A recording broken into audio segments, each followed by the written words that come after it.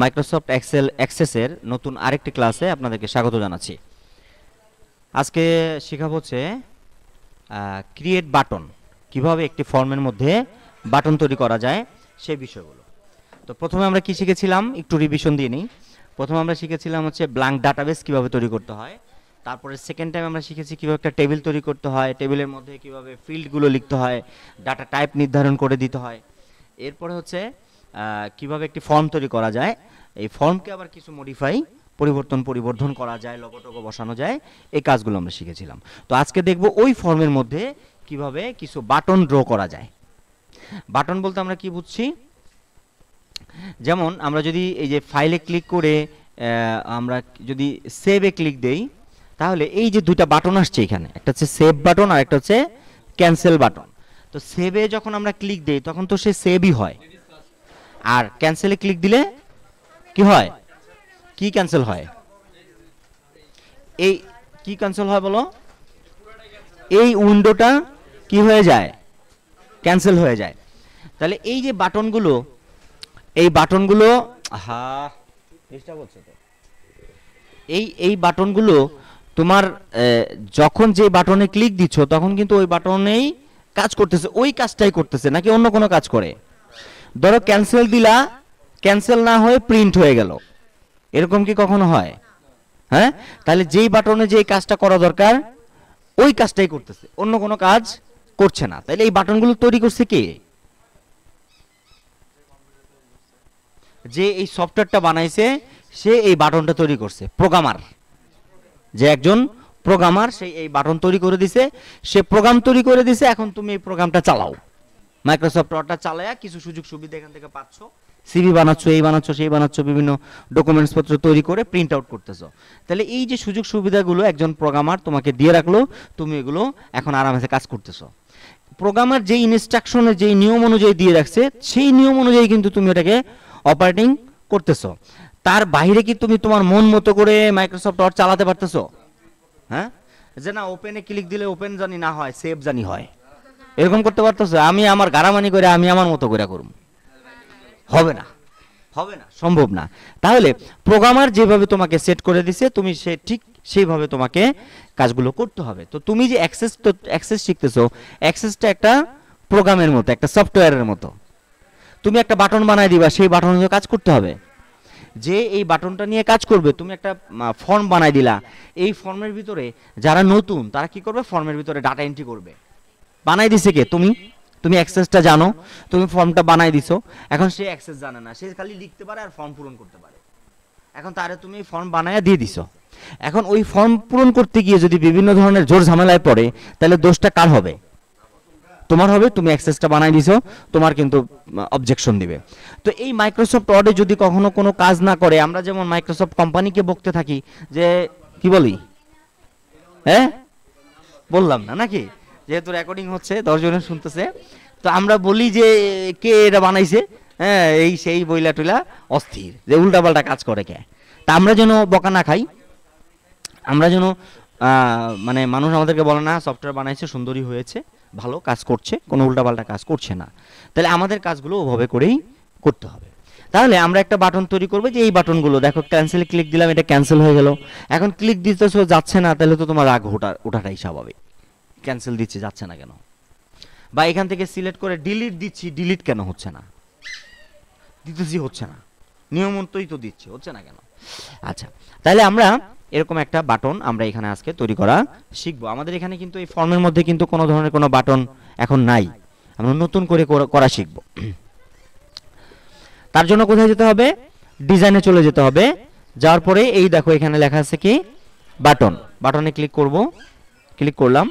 Click করার পরে এই বাটনটা তুমি কোথায় রাখতে চাচ্ছ, ফর্মের ডানে বামে উপরে নিচে কোন জায়গায় রাখলে সুন্দর হবে, এটা তুমি তোমার মতো করে সেট করবা। ধরো আমি এখানে রাখলাম, এখন রাখার পরে এই এরকম একটা উইন্ডো আসবে, উইন্ডোটাকে তুমি ক্যান্সেল করে দিবা। এই যে বাটন নাম্বার কমান্ড হচ্ছে 29, এই বাটনটা আমরা রাখবো হচ্ছে এক্সিটের জন্য, EXIT। এক্সিট হচ্ছে কি হওয়া, বের হওয়া, কোনো প্রোগ্রাম থেকে বের হয়ে আসা। তো তুমি যে বাটনটা বানাইলা এটা তো অবশ্যই এক্সিট, এখানে ক্লিক দিলে এই সফটওয়্যারটা থেকে বের হয়ে আসতে হবে। তাহলে আমি এখন বাটন তৈরি করলাম, আরেকবার দেখাই।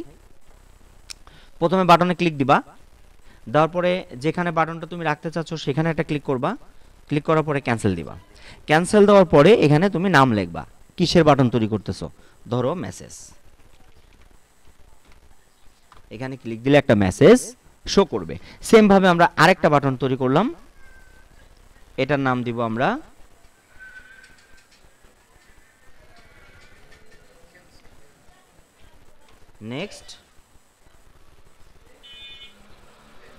নেক্সট রেকর্ড, পরবর্তী রেকর্ডে যাবে।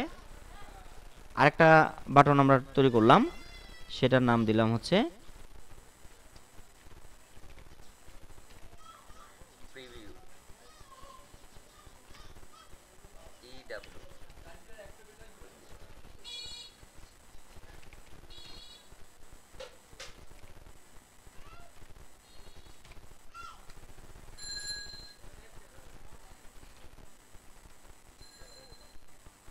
Preview record. এটা একটু বড় হয়ে গেছে, এটা কিন্তু দেখা যাচ্ছে না, একটু বড়। এই বাটনটা কিন্তু আবার ড্র্যাগ করে টেক্সট বক্স যেভাবে ছোট বড় করছে একইভাবে ছোট বড় করা যাবে। আমি এখন এগুলোকে একটু সাজায় রাখি, সুন্দর করে বাটনগুলোকে একটার পর একটা রাখি।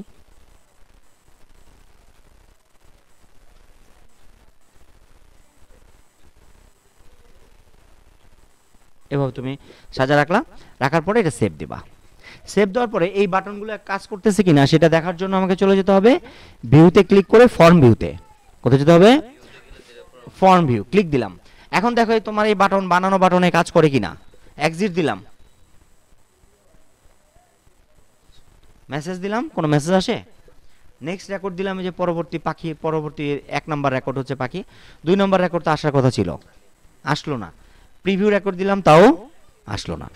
এখন আমাদের এখানে যেটা করতে হবে সেটা হচ্ছে এই বাটনগুলোকে অ্যাক্টিভ করার জন্য আমাকে কি করতে হবে? ম্যাক্রো তৈরি করতে হবে। কি তৈরি করতে হবে? ম্যাক্রো তৈরি করতে হবে। আমরা একটা বাটন শুধু অ্যাক্টিভ করে তোমাদেরকে দেখিয়ে দিব। এরপর হচ্ছে ক্রিয়েট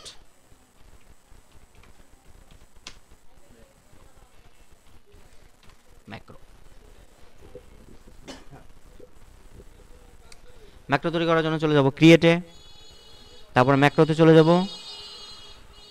তারপরে যে অ্যাকশন থেকে আমরা ম্যাক্রোটাকে সিলেক্ট করব। আমরা এক্সিটের জন্য করতে চাই, তাহলে এখান থেকে আমাদের কোয়াইট আছে, কোয়াইট, এই যে কোয়াইট সিলেক্ট করব। সিলেক্ট করলাম, এখানে অপশন দেওয়া আছে সেভ অল, যেভাবে আছে সেভাবেই থাকবে। আমরা এটাকে সেভ দিব, এটার নাম দিব হচ্ছে এক্সিট, এটার নাম দিব এক্সিট। ওকে ক্লিক, এটা সেভ হয়ে গেল। এখন আমরা ওই যে ফর্মটা বানিয়েছি সেই ফর্মের ভিতরে ওই ম্যাক্রোটাকে অ্যাপ্লাই করে দিব। তাহলে আমরা আবার ডিজাইন ভিউতে চলে যাব, ভিউতে ক্লিক, ডিজাইন ভিউতে ক্লিক, বাটনটাকে সিলেক্ট করলাম, রাইট বাটনে ক্লিক, প্রপার্টিসে ক্লিক। প্রপার্টিসে ক্লিক করার পরে যে অন ক্লিক আসছে, অন ক্লিকে চাও নাকি ডাবল ক্লিকে চাও? মানে বন্ধ করার জন্য, যে ডাবল ক্লিক করলে বন্ধ হবে নাকি এক ক্লিক করলে বন্ধ হবে? আমরা এক ক্লিকে বন্ধ করে দেই। এই যে এক্সিট যে ম্যাক্রোটা তৈরি করছিলা সেটা কিন্তু এখানে চলে আসছে। ক্লিক দিলাম, দিয়ে সেভে ক্লিক। এখন আমরা একটু ভিউটা চেঞ্জ করে দেখব কাজ করে কিনা। এক্সিটে ক্লিক দেই,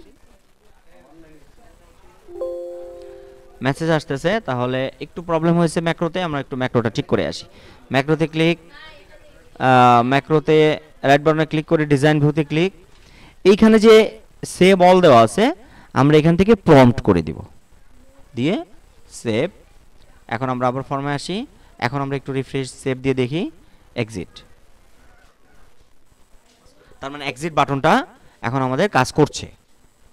তাহলে বাকি যে 3টা বাটন আমাদের আছে সেটা হচ্ছে তোমাদের হোমওয়ার্ক দিলাম বা প্র্যাকটিস দিলাম, যে বাকি যে 3টা বাটন আছে এগুলো তোমরা নিজেরা প্র্যাকটিস করবা এবং আমাকে দেখাবা করে।